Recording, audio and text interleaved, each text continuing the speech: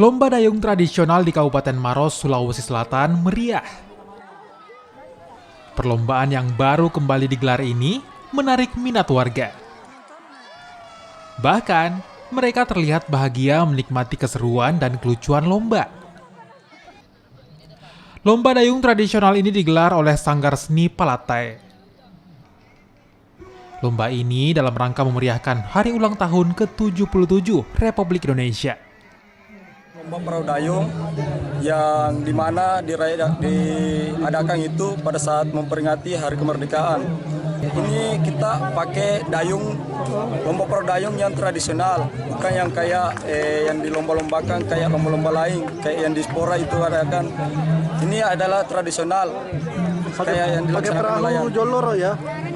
Iya, biasa juga orang menyebutnya joloro. Kalau di sini orang menyebutnya itu lopi. Ada berapa peserta ini Pak yang ikut? Untuk sementara ini ada 24 peserta, termasuk dari cabang olahraga dayung Maros, itu ada 4 tim. Dalam lomba ini setiap peserta terdiri dari 2 orang. Mereka mengadu kecepatan menggunakan perahu tradisional yang dikenal dengan lopi. Para peserta yang merupakan nelayan hingga atlet lokal, dan mereka wajib menempuh jarak hingga 200 meter di bantaran Sungai Maros.